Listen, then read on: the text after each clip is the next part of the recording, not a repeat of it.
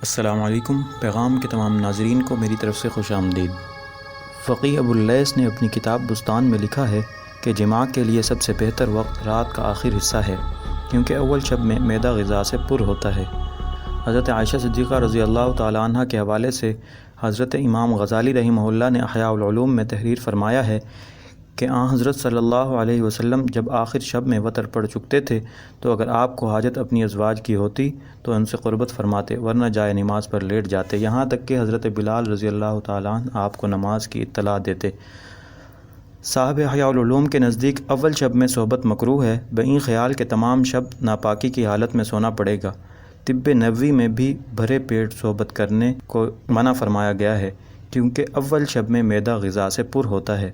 اگر کسی شخص پر شہوت اس درجہ غالب ہو کہ وہ آخر رات تک یا نصف شب تک انتظار نہ کر سکے تو اس کو چاہیے کہ قبل مغرب ہی تھوڑا سا کھانا کھا لے، شکم سیر ہو کر نہ کھائے، تاکہ بعد نماز عشاء جب مصروف عمل ہو تو پورا معدہ غذا سے پر نہ ہو۔ یہ سب طبی مسالے ہیں۔ شرعاً ہر وقت جماع کی اجازت ہے۔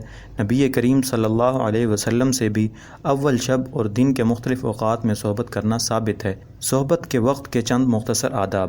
عورت و مرد پاک باوضو ہوں۔ مستحب ہے کہ بسم اللہ سے شروع کرے، اگر اول میں بھول جائے تو بعد انزال یاد آنے پر کہہ لے۔ مباشرت سے قبل خوشبو ملنا بھی حضور صلی اللہ علیہ وسلم سے ثابت ہے۔ ہر قسم کی بدبو، چاہے میلے کچیلے ہونے کی وجہ سے ہو یا تمباکو سگریٹ کی وجہ سے ہو، شہوت کو مردہ اور رغبت کو نفرت سے بدل سکتی ہے۔ صحبت کے وقت قبلہ رخ نہ ہوں۔ صحبت کے وقت بالکل برہنہ نہ ہوں۔ مرد انزال کے بعد فوراً علیحدہ نہ ہو، بلکہ ٹھہرا رہے یہاں تک کہ عورت کو بھی انزال ہو جائے۔ جب انزال ہونے لگے تو اس وقت کی دعا پڑھ لے۔ اگر اس جماع سے فرزند پیدا ہو تو اس کو ہرگز شیطان ضرر نہ پہنچائے گا۔ صحبت کرنے میں نیت کیا ہونی چاہیے؟ حضرت علی رضی اللہ نے وصایا میں لکھا ہے کہ جب کبھی ارادہ مباشرت کا ہو تو اس نیت سے کیا کرے کہ زنا سے باز رہوں گا اور دل کو ادھر ادھر بھٹکنے سے فراغت ہوگی اور اولاد نیک بخت ہوگی۔ اس نیت کے ساتھ صحبت کرنے میں ثواب ہے۔